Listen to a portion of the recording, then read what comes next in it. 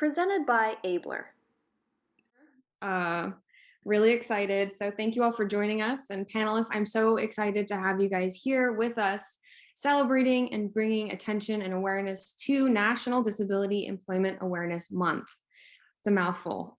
We call it NDEAM for short. But I'm so excited to have you all here. And we are so honored that you all are supporting Abler and our mission.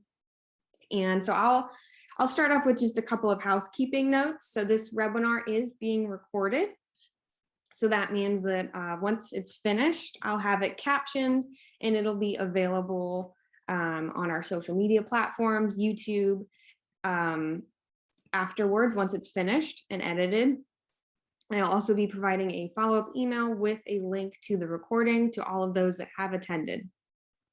I have also enabled live captioning, so hopefully you can see that at the bottom of your screen if you're able to turn that on. And oh, awesome, Megan's here. Hi, Megan. I'm so excited. And then if y'all have any questions, attendees, please put them in the Q&A function. We will get to them towards the end of the webinar. All right, so I'll go ahead and get started. Oh, and I'll be monitoring the chat and Q&A. So if any technical questions come up, please just put them in there and I'll try and get to them. But without further ado, I'm gonna pass it over to Courtney so that we can kick off this awesome webinar. Thanks, everyone. Hi, great to have you all here. My name's Courtney Bolden. I am a Black woman. My hair is in braids. I'm wearing a black shirt and I'm located in Washington, D.C.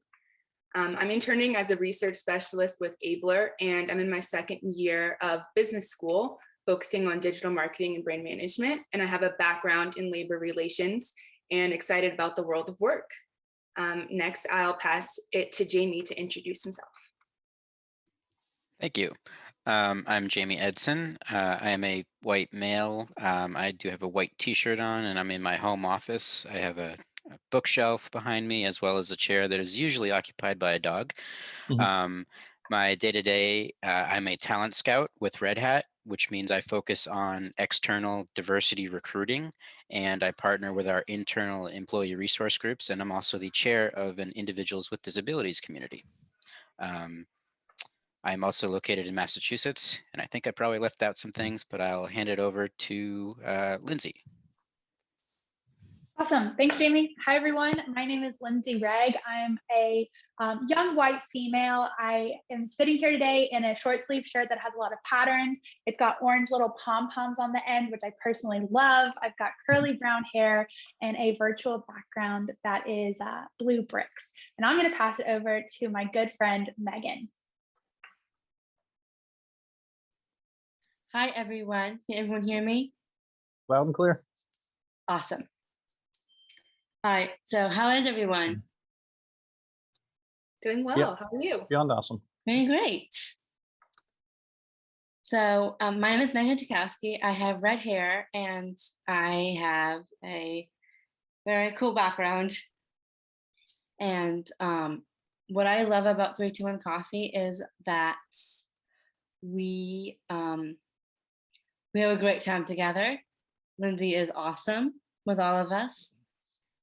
And we brew a lot of coffee. What I love about 321 Coffee is the inclusion of the folks all together. I love the fact that we interact with people like everyone else here, and in the community.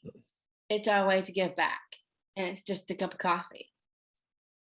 And when people love our coffee, it makes us really happy because we love coffee.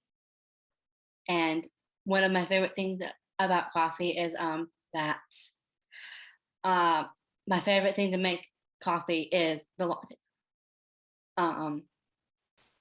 If you were to ever get coffee, my go-to would be either a latte or cold brew, or let's just say I have a special as a cold brew.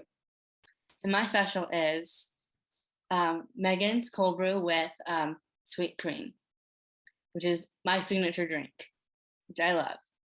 You are And- awesome, Megan. She's right. People will come in and ask, get so excited when Megan of the Megan's Cold Brew is working. Megan, I think we're starting with just brief introductions, and then we'll get to move my into bad. some questions. That's okay. And you can share all the great things about inclusion in your story. All right, sounds good. And Jeff, go ahead and Hi, introduce everyone. Thanks for this opportunity. So I'm Jeff Whistle. I am a experienced millennial. I'm a Caucasian male. The reason I describe myself as an experienced millennial, I'm in my mid 50s and very used to change. And I love the whole agile methodology, but I have 28 years of corporate experience. And I had just actually accepted a voluntary buyout offer from my previous employer. So I am in this amazing space at the best time ever, NDEAM, to be looking for that next phase of my career, my dream job. I'm wearing a salmon shirt in my home office where we're not working at home anymore. We're living at work, it seems like, during the pandemic. So I have a blue wall behind me and just very glad to be here with everyone. Well, thank you. Thanks for those introductions, everyone. Next, we'll hear from Lindsay with her keynote. Lindsay, take the floor. Fantastic. Thank you.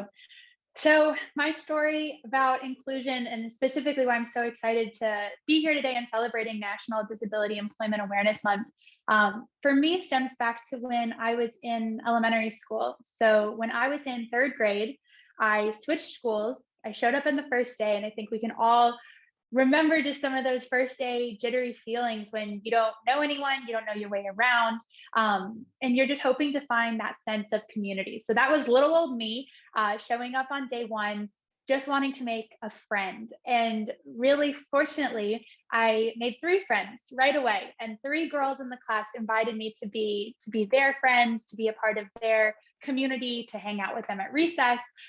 They like to play hide and go seek, so I was really excited to get to do that with them. But what was really cool was what happened afterwards, and really what that friendship stemmed. So those 3 girls were very inclusive in their own way, and by nature of that, we were all sort of different in our own way. And what made me the most different from those 3 friends that I made is that I am neurotypical. So Grace has DeGeorge syndrome, Anna has Down syndrome, and Sarah had a stroke when she was 1. We fell in love with each other. And just growing up with these girls as some of my closest friends, it was amazing the impact that they had on my life and how they have helped shape me into a better person and the lessons that I've learned from them. And along the way, we got to just do some awesomely cool things. We got to play tennis at an abilities tennis program. We got to go skiing, surfing. We did dance, we went to proms, and I just got immersed into this world of accessibility and inclusion, and recognizing that there's more than one way to do pretty much everything. And when you open your mind to some of these modifications, it's just amazing to see what people are capable of. So I had this amazing experience from such a young age, like I said, 3rd grade. And I grew up with this world, in this world of inclusion, and just recognizing that different was never scary, but it was really a conversation starter. And I think that being put in the classroom at a young age, interacting with people who were different than me, who walked different than me, and I talked different than them. But like I said, that wasn't a point of division. It was a conversation starter. And that singular lesson, I think, is really important for me and how I've taken forward. But I think it's something that we can all learn from, because I imagine we can all remember when we were young, we were all born inclusive because we hadn't been given a reason not to be. All children start out this way. And it's seen on the playground, it's seen in so many of these recreational programs. But for some reason, it then gets lost as we age, and especially as we get closer to the world of employment. So that was definitely my experience as I grew older, with a lot of these friends that I made along the way. So like I said, I grew up, did all sorts of cool things. We got closer to high school graduation. And for me, it was like the world was just opening up, and it was study abroad, it was college, it was picking my major, summer internships, moving out of my parents' house, all sorts of what's next. But that reality was not the same for a lot of my friends. 80, as I'm sure many of us are aware, 80% of adults with disabilities are unemployed. And I was constantly just seeing the disappointing realization that some of my friends who were getting jobs were stuck cleaning the bathrooms or folding napkins or doing dishes, and being put in positions that was assumed less than them. And they were not being given an opportunity to try working at the front desk or working at a cash register or being put in a meaningful position where they were proud of the work they were doing and they felt like they were a valued part of the team and the community. And that was tough. That was disappointing to see my friends going through that. It was disappointing that I was being recruited by companies to have a job and to start my career, when they weren't being inclusive in the people that they were hiring. And so that was something that I wanted to do something about. So I was a freshman in college. I didn't really have much experience in my background. All I had sort of done was graduate high school, but I had made a lot of great friends, and I had seen what people are capable of when they're willing to try. And so I decided that I wanted to start a coffee shop that really focused on inclusion and creating those meaningful employments for people of all abilities. And in the beginning, I really wanted, I always tell people I'm a big dream big person. I wanted a big coffee shop in the middle of downtown Raleigh. I still really love those glass garage doors that some buildings have that let in all sorts of natural light. I just wanted it to be like the coffee shop of Raleigh. But we were freshmen in college. We weren't quite ready to go sign a 10-year lease. And we didn't even really have the ability to get an espresso machine. So instead, we figured out what we were capable of. We rented folding tables from the student union. We got Starbucks coffee for our first ever event before we upgraded to a home coffee brewer that we bought from Target. And we just took this setup anywhere that would let us and offered to serve coffee for free. And Megan actually was at one of those first ever events. And I remember, Megan, you showed up. And first of all, I was just so proud because there were people, baristas, wearing an apron with our 321 Coffee name and logo on it. And I was like, it's real, it's happening. But what was extra cool is that Megan showed up and had all sorts of ideas on how to rearrange the setup and how to put the merchandise on this end of the table because she'd be able to chat with people once they got there. And it was just amazing to see this platform that we were creating of a company where everyone was able to have a voice and contribute ideas. And together we were growing something of value, and it was even better than what we could do alone. And I think that so many elements here, even in our early days of folding tables, were so important when you think about inclusion and building something of value, building a better tomorrow. Part of it is starting small. We're not going to be able to change the world in one day, even though I wish we could. But that doesn't mean that you can't start. So I like to use the analogy of if we want to go resolve world hunger, that is a daunting task. There are so many people in need. The geographical span is everywhere. It's just not going to happen in one day. So instead of sitting there and agonizing over how you're going to go conquer that, you could also spend today and go collect food donations and bring it to a local food pantry. And while that's not going to fix the problem everywhere, it's going to make a step in the right direction.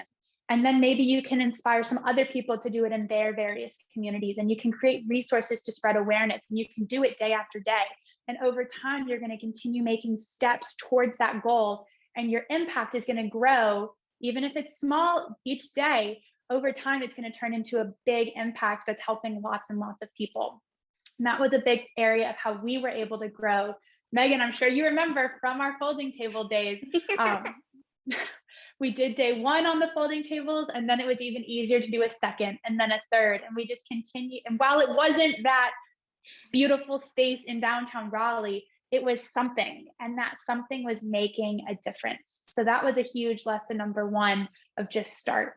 But a second one is to let people rise to the potential and to listen to others. And this is something that I'm constantly humbled by in my experience of getting to work with amazing coworkers like Megan and like many other people. I think it's no secret that diversity of identity brings diversity of ideas. And when you listen to these ideas and you bounce off of one another and you embrace collaboration, that's where true innovation is going to stem from. And I think that that's so important because all of us in our various industries are out here working towards a better idea and working towards a better tomorrow. So when you can leverage one another, that's when you can really start making progress. And so that's taken shape in many different ways. Listening to Megan's brilliant idea on our folding table. Since then, she's had the Megan's Cold Brew. She's had all sorts of ideas. We have a barista, Matthew Schwab, who has given a TED Talk, if any of you have heard that, and he speaks on the importance of employing people with disabilities.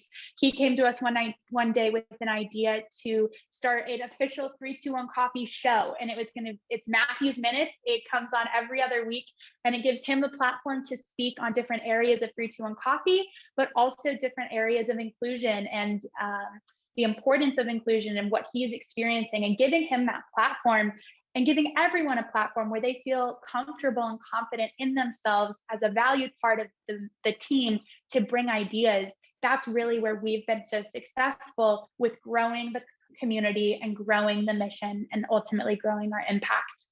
So today, I'm very proud to be a co-founder and the CEO of 321 Coffee. We are a coffee shop and roaster that's truly built on inclusion. We've got over 30 adults of all abilities on our payroll. They are roasting the coffee. They are, like Megan was hinting at earlier, making amazing lattes, drink specials, taking orders at the checkout counter. And it's just been amazing to see the professional growth that they've had. And ultimately, as a team, how we have grown from the folding tables to a shop that's currently open at the farmers market to some more locations that we're excited to be opening next year. So that is my story. That is why inclusion is important to me. And that is why I believe that if you want to go make things better, then you should go make a better thing. Thank you for including me in today's conversation. And thank you all for just showing up and being a part of this. Super pumped to celebrate the amazing talent that is in our local community. Thank you so much, Lindsay, for sharing your story and your background. And 321 Coffee sounds like such an amazing place to work and an amazing space to be in, to spend your day in. So thank you so much for sharing. Do we have any questions from anyone in the audience or anyone on the panel? Kick us off.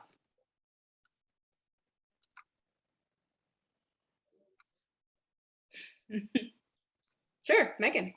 All right, so I kind of want to share a little bit of a story of myself, actually, because I remember one of the things that Lindsay did talk about was the lack of jobs of people with intellectual disabilities.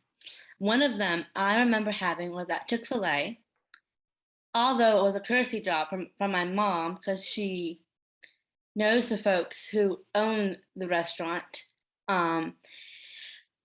They didn't do a great job training me with some of the things that I really wanted to do. Because what I wanted to do with Chick-fil-A was help serve, like I'm able to do at 321, but they would never train me, which was really frustrating. And then the lack of communication of the lack of communication of when they let me go was also not very great either. Which is why I love Lindsay. She included me when we started the volunteer gigs, and since then I've grown, and now I'm able to do the register with competence and take the orders like I've been wanting to do, and that's why inclusion means so much to me. Because then, okay. Oh, go ahead. I'm sorry, I cut you off. Which is why I love inclusion so much. And inclusion is very important to people who don't want to be excluded or not feel included.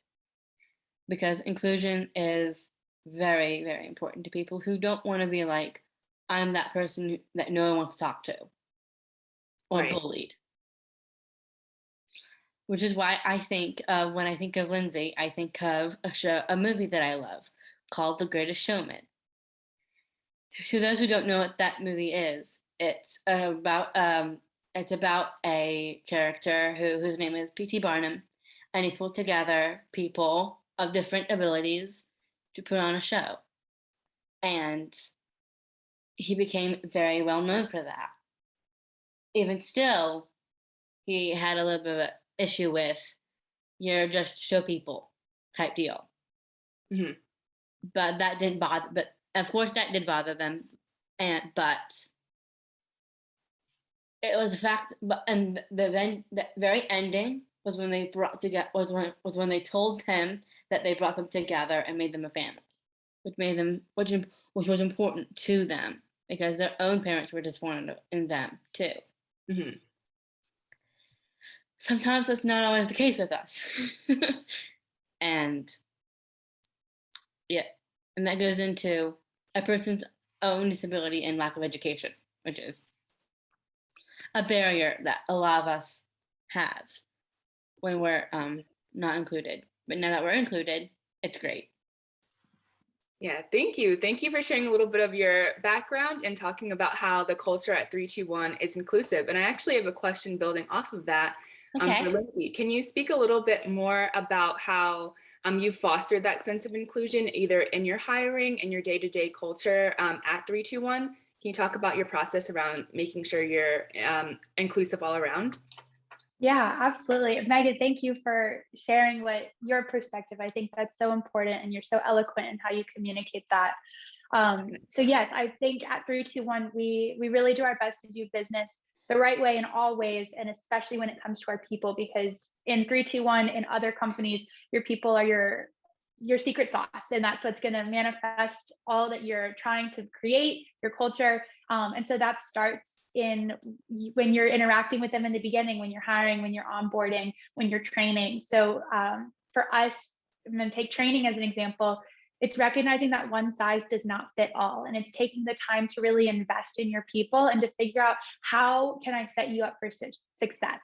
How do you learn best? Do you learn best by being in person, seeing and doing a task over and over and again to get that repetition? Would you rather be at home with a video where you get to watch it and really pay attention to different parts of the video? Do you need picture instructions? Do you need written instructions? And so taking the time to get to know your people and know your team, learn how they learn best, and really work on accommodating that, because that's how you're going to get them to show up and execute at a high level and do so with confidence. So that's a big step that we take in the beginning. And what I think is really cool is that, so we're obviously a coffee shop. We operate in the retail, food and beverage industry, which is commonly really known for having terrible turnover rates. You just can't keep people employed and in the same position. But we have had, I mean, Megan, you've been working at 321 for 3 years now. We've had many people on as employees for over 2 years, and we have had nobody leave. And so I think that demonstrates how, when you take the time to invest in your people, they will stay invested to you. And I think we've seen it, and that's applicable to others. Another area that we work on being inclusive is in our operations. So, I talked about growing up playing tennis and abilities tennis. And one example that really stands out to me that I think we can all relate to is, I showed up one day and there was a tennis player who only had one arm, and he was about to serve the tennis ball. And I was thinking about how I serve a tennis ball, where I toss the ball with my right hand, and I'm a lefty. So then I hit the ball over my head with my left hand. So it involves two hands. But this tennis player, this athlete, only had one. So I was like, how is he going to do that? Well, he took the tennis racket in his left hand, balanced the ball on it, popped it up, and served it. And it went like right into the corner of the service box. So it was an excellent serve. And so that experience on the tennis court just demonstrates how there's more than one way to do something. And so we at 321 are always looking at our operations in different ways that we can make the different tasks more accessible to everyone, regardless of physical disabilities or any sort of challenges that an individual may have. So for example, one area that we worked to be more inclusive was when you brew espresso, you need to pack the grounds into the portafilter is what it's called, but you want to try and apply about 30 pounds of pressure. That can be really difficult to someone who may have low muscle density, or it might be difficult to somebody who that precision in doing it over and over again is just hard, but they want to put their whole body weight on it. And so we found something that was a calibrated tamp that had a lever, so you could pull the lever, which made it much more accessible from a strength perspective. And it also was very repeatable, and so that it would yield the same pressure time after time. And so that is an example of how we modified our operations internally so that everyone could do that task.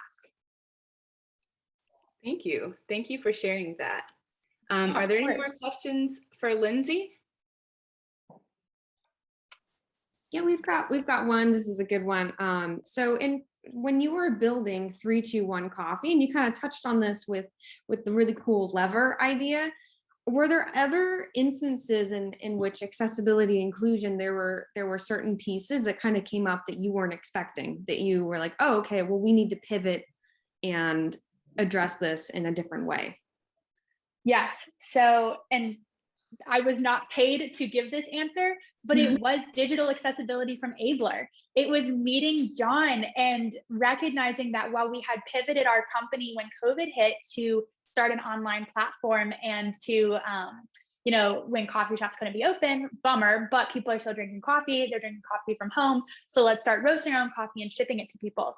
Well, that's great until you recognize that that platform, as we built it, was not accessible to someone who needed a screen reader. And the color contrast wasn't strong enough to somebody who may be colorblind. And there was just elements of it that we had not been considering.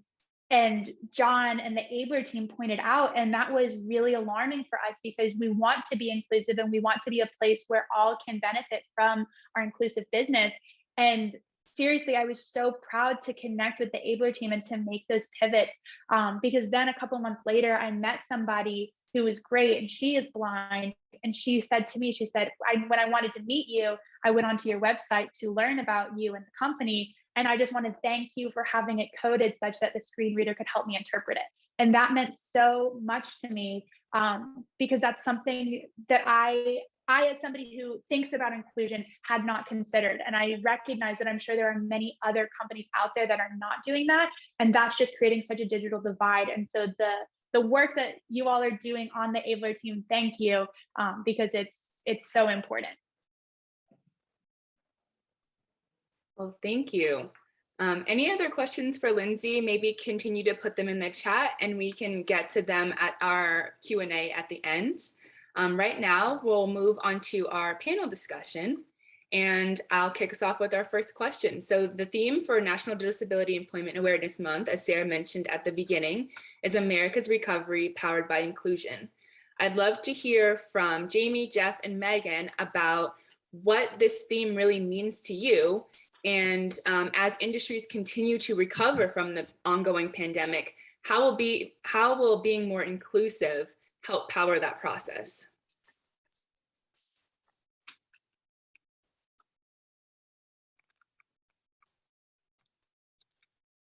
Kind of a big question. I'll give you a moment to collect your thoughts around it. Jamie, would you like to start us off? I don't mind jumping in. So I am more experienced on the technology industry side, so I guess I have that lens to my answer. But I think the pandemic has shown that accessibility and work-life balance and working remotely open up a lot of doors to individuals who might have issues going on site every day, like myself. I used to essentially have to have an accommodation made where I might go into the office 4 out of 5 days, or whatever it might be, depending on my employer. But nowadays, almost everyone that has a role that's applicable to it can work from home and be remote, and that opens up so many doors. So I think innovation and having the societal barriers to some of these accommodations removed has been tremendous benefit of the pandemic. Thank you. Jeff? I was just going to jump in. I think for me personally, NDEAM is I guess, really more relevant to me this year than ever before. I had an amazing opportunity at my previous employer of 28 years. Over the past 6 years, life was just enhanced exponentially for me.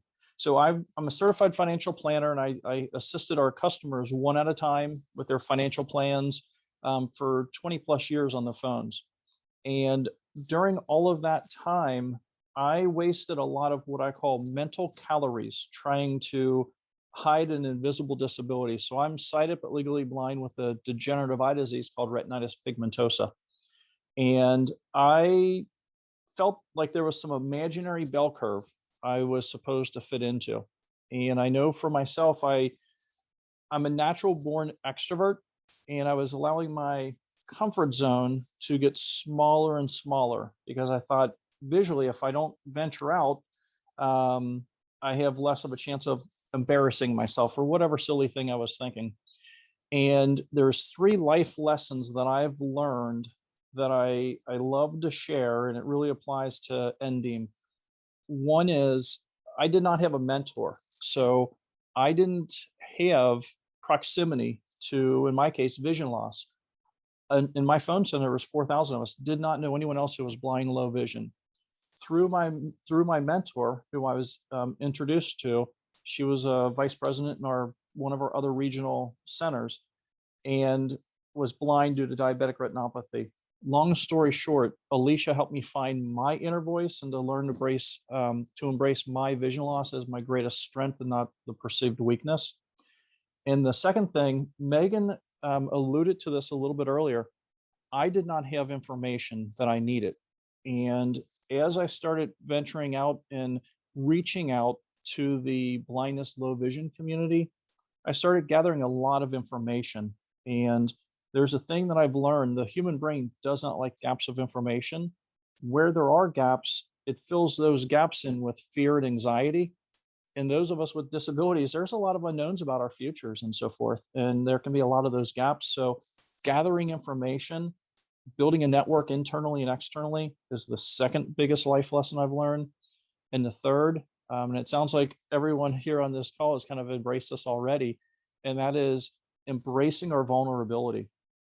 I not only is it a life-changing event when we really learn to embrace our vulnerability or embrace that thing that makes us feel different than that bell curve, or different than the people we are looking around at. But when we do embrace that, it is like the biggest life-changing event. For me, it was using a white cane for the first time. And that vulnerability turned into my greatest strength. I travel all around the country now and all those wonderful things. And it's also allowing ourselves to be vulnerable is one of the biggest leadership lessons that I've ever learned. All of those things tie into all of the skills that we all bring to the table as being natural innovators. And a barrier, an accessibility barrier, is just an opportunity to find a solution. So that's what NDEAM means to me right now. Thank you. Megan? I was just thinking about one of the times that I have had a barrier, and it was one of those times when I was trying really hard to get a membership. And I remember the folk who was helping me try to do that. He really kind of missed it big time because he wanted to sell me the most expensive package, and I was only just looking for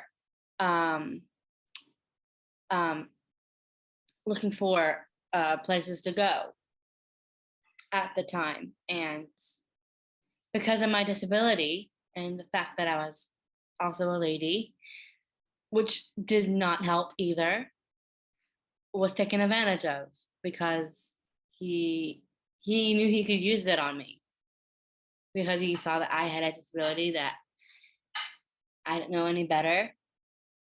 And frankly, my mom was also very upset. She also came in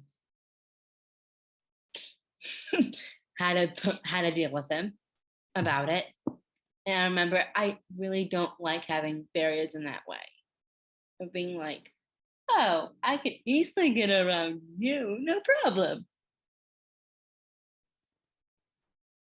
So yeah, there's me for that answer. Thank you. Thank you for sharing your experiences and what this theme means to you all. This month's theme means to you. So moving to our next question, both Jeff and Jamie, I've spoken to both of you recently about your experience founding and leading employee resource groups at your organizations. And I'm wondering if you can share some of the reasons why it was important to be a part of those groups and some ways you believe ERGs can provide support throughout the pandemic and beyond. And for Megan, I'm wondering if either at 321 or in any of your past experiences, have you been a part of founding or just a part of any ERGs, and if you would be able to speak on your experience there too. Jeff, Jamie, do you want to kick us off? Sure. And I'll try to condense 6 years of experience and awesome experiences into a 1-minute answer. I was at my company, we had 5 existing employee resource groups. And the most recent one was established over 5 years ago when Alicia and I connected and we shared our vision loss experiences with each other. We both realized we weren't alone. That in and of itself was a wonderful feeling. The second thing was, as we would tell our colleagues about this relationship, they would feel less vulnerable, and almost every single time they would say, I have MS, or I have, my daughter's on the spectrum or something. Everybody had a story to share. So it was allowing ourselves to be vulnerable first, empowered our colleagues to share and feel less vulnerable. When we started our employee resource group, it was a pilot. We have 11 regional phone centers, and we started in my phone center with 6 of us. And as we were promoting this, it was a 6-month pilot. We would promote it in our internal newsletter, electronic newsletter. Every time we'd run an article, colleagues from our other phone centers would say, hey, when this gets to Boston or this gets to Salt Lake City, I want to be a part of this and help lead because I have, or my son has. It was amazing how many experiences there were of our colleagues that never had the opportunity to share before. As I left on September 30th, there was 5,145 colleagues who were active members. They're finding their inner voice. They're realizing they're not alone. And what was so amazing is, Lindsay mentioned this, these colleagues now are bringing their authentic selves to work. They're not leaving their upper body weakness at the front door, or their mental health concerns at the front door. They find that they're empowered, they have camaraderie, they're not alone, and they have a skill set that their disability empowers them to bring to the table, which is ideally diversity of thought. Last thought on that, as we create digital products and services, they're usually done by small groups of individuals on what we call a squad. If someone who's hard of hearing or blind, low vision, or has neurodiversity, if they're not bringing their thoughts to the table, it's going to be an inferior product or service. And I think that's really what employee resource groups do, is help folks feel they're not alone, share best practices, bring out the best in them, and create a better product and service for the organization they're working for. Thank you. Some great experience with your ERG background. Jamie, you're about to jump in? Yes. So I'll kind of build on that. Similarly, when I joined Red Hat, there was not a individuals with disabilities community. There was one for women in technology and people of color, et cetera. But essentially I joined and I asked, where is this community? And I was told there isn't one yet. Go create one. So 3 years later, and a lot of networking and kicking people in the shins to get them engaged and say, hey, let's get this going. We very slowly built up 10 people, 20 people, and we officially launched in March, and now we're at 150 people worldwide. So it is growing, and it is something that I feel is important because we need to have a seat at the table if we want any of the offerings. And what I mean by that is essentially if your voice isn't heard, no one's going to know what you need. So I think that's one of the biggest things that we found in creating the community is that voices that otherwise were silent are starting to be heard. Accommodation measures were starting to be acted upon and be made aware to people that could make changes. So we were able to update the Braille across the entire organization, and we're working on changing the turnstile access to our headquarters so people with wheelchairs can get through without headaches.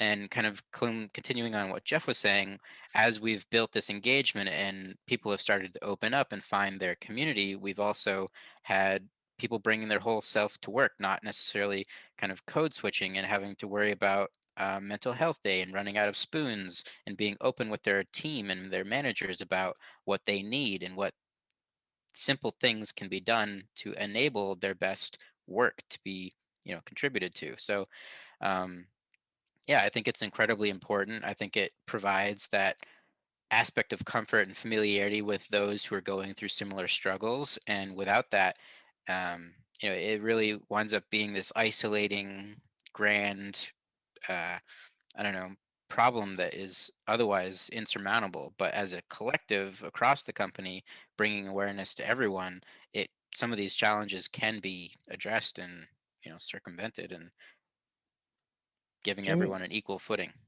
Jamie, if I could piggyback on that, you mentioned too, like the networking and so forth. Employee resource groups are incredible opportunities to gain exposure to leadership and other opportunities that we would not have had that opportunity to previous. And every employee resource group out there needs assistance and help from colleagues and employees. So it has this amazing side benefit too of building your career and exposure to opportunities and leadership in ways that we wouldn't have had otherwise. So many wonderful benefits of employee resource groups. Absolutely.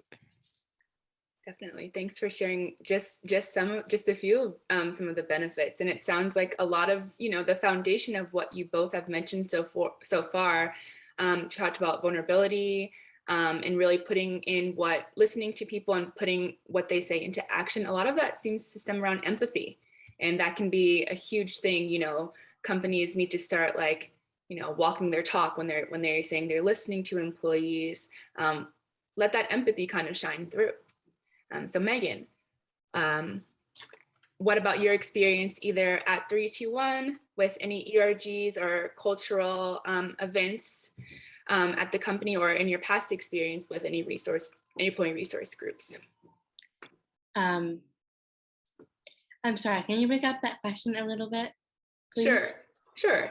So either at 321 Coffee, do you guys have an employee resource group or any types of activities that provide support during your day-to-day at work, either through accommodations or just other types of events that you may have, or have you had any of those types of groups at any other previous jobs you've been with?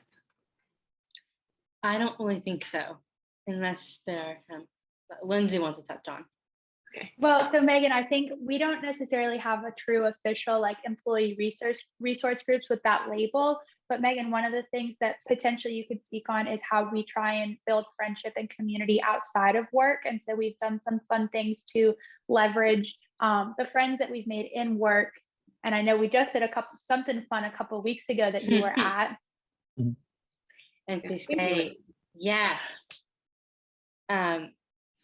One of the things that I enjoy doing with Lindsay a lot is helping out with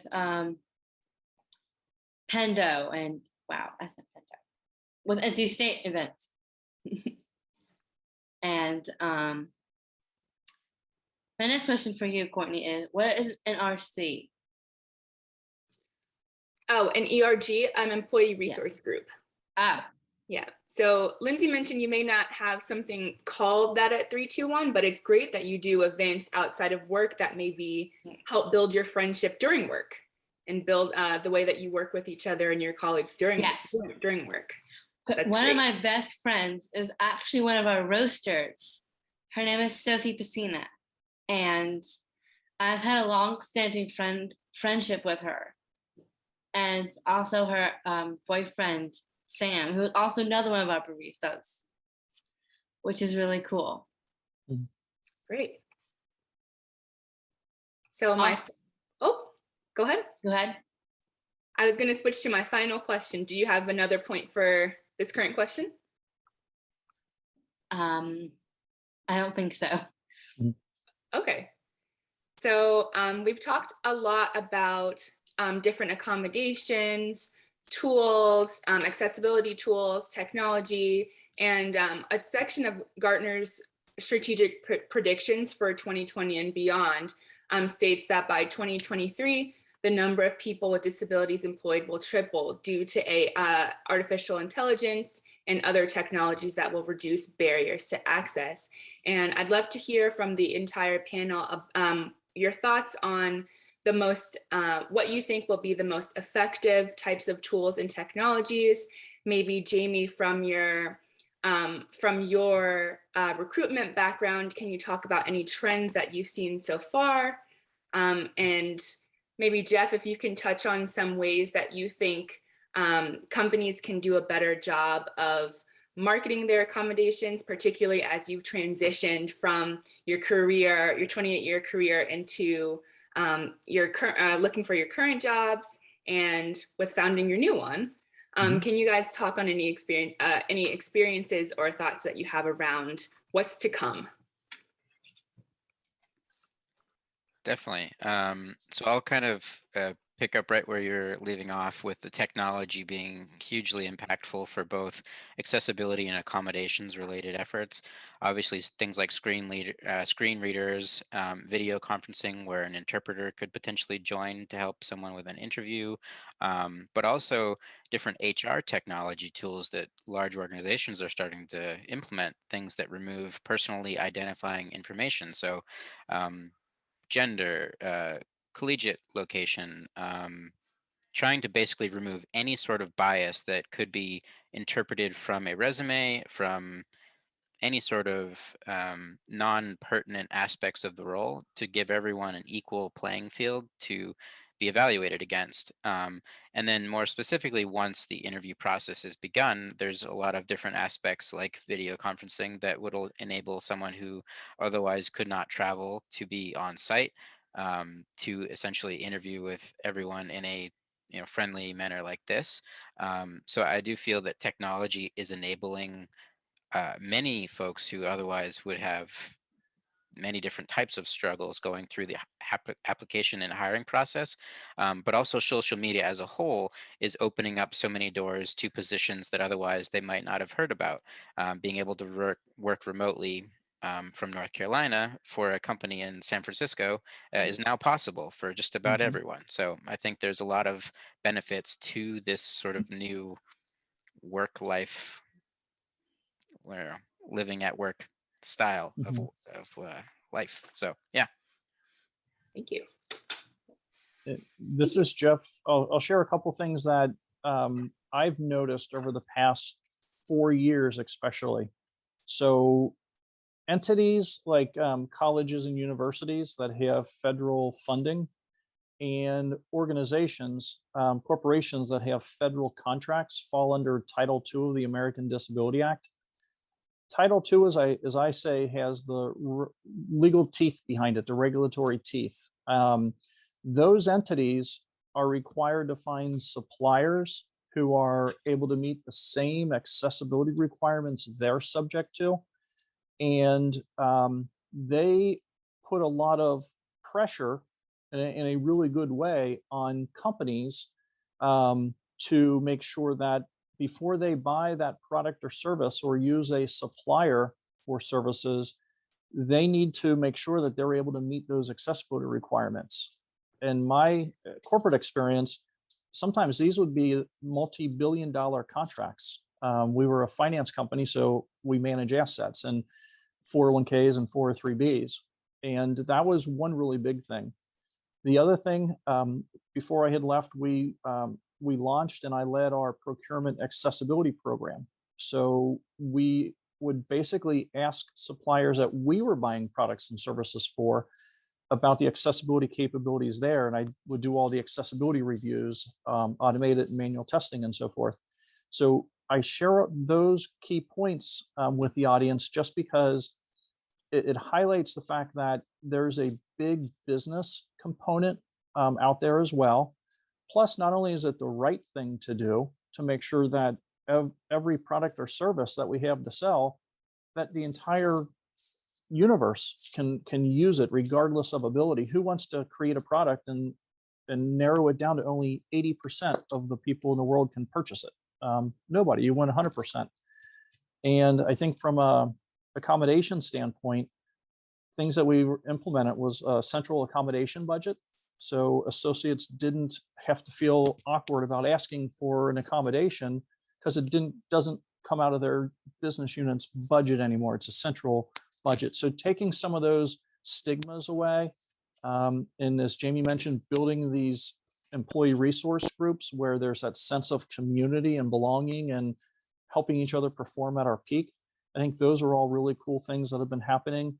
And then with focus like this, on this podcast and NDEAM and so forth, bringing proximity of disability to the table in the forefront is something that is definitely changing for the better, which is wonderful.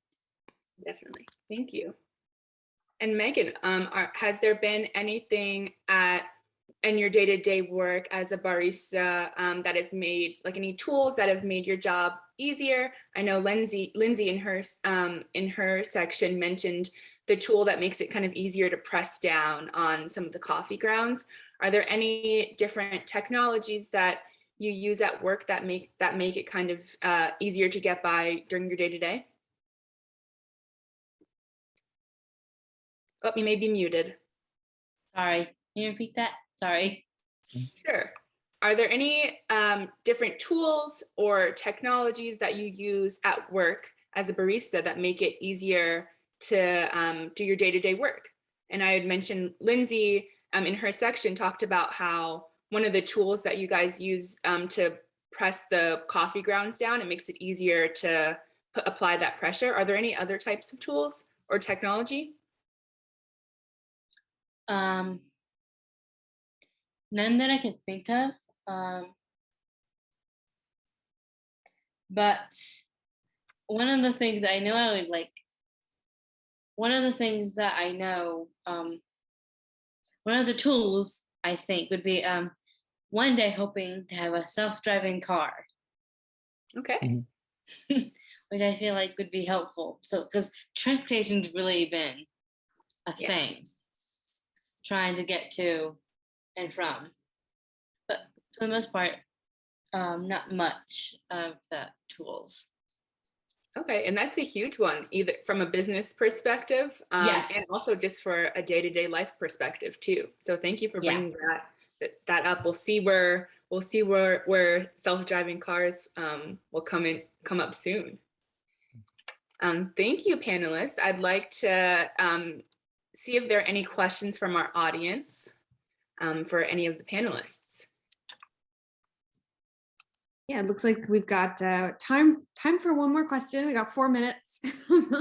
But this is a good question. It's kind of a two-part question. So from the perspective of the employer, in terms of recruiting and accessibility and inclusion in the workplace, what's the most common feedback that you've heard from folks with disabilities in terms of the application process or the workplace? And then the second part of that is, well, how about from the applicant or employee perspective? What's the most common feedback that you've provided employers, or the most common obstacle that you've faced in the application process?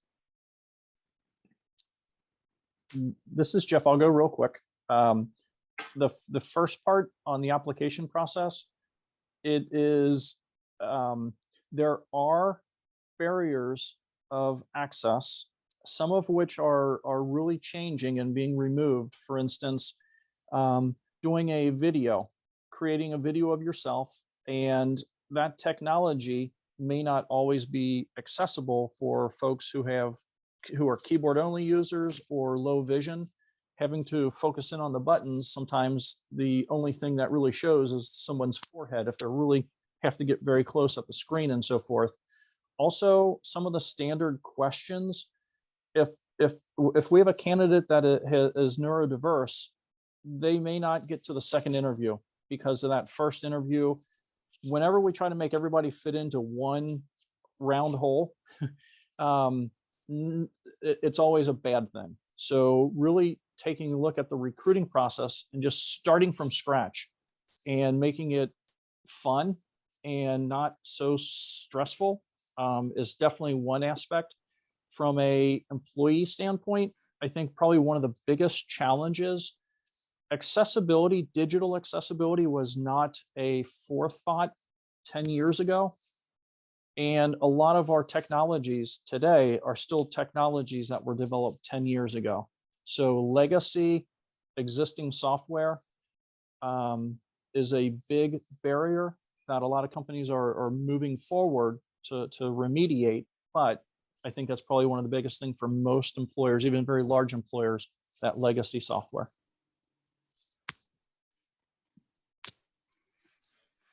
Yeah, I definitely agree. I'd sorry to jump right in there, but I think both from the accommodations and the accessibility of filling out a job application, filling out some folks, especially in the technology world, will require, a hacker rank test where you, as a software engineer, you would have to fill out, let's call it 15 questions in an hour. And, if you do have any sort of neurodiversity or any sort of need for additional time, you would typically have an accommodation required. And the awareness and the access to those has always been hit or miss.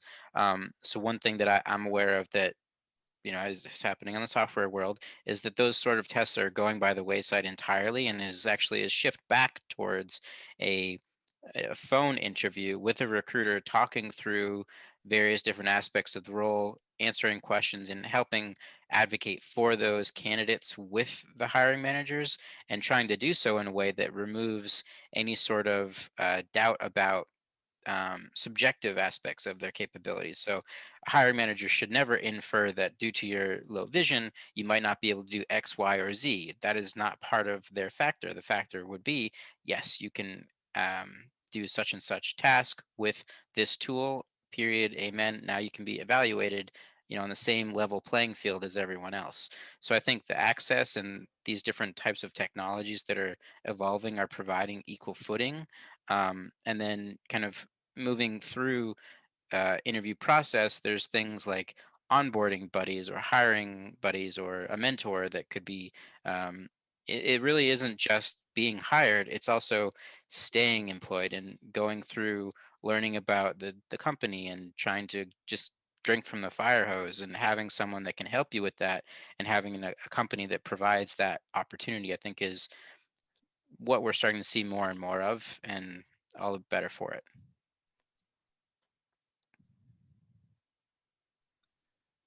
Thank you, Jamie. Sarah, we're right at the top of the hour. I don't know if there's any more questions, but we may not have time to get to any more questions.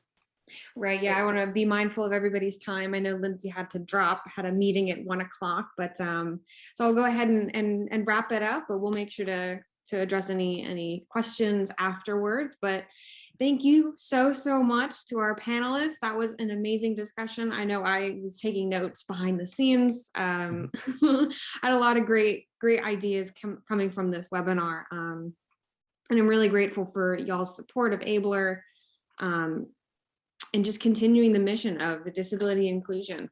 So thank you so much to our panelists. Also, thank you, Courtney, for being a great moderator. And thank you so much to our attendees for coming.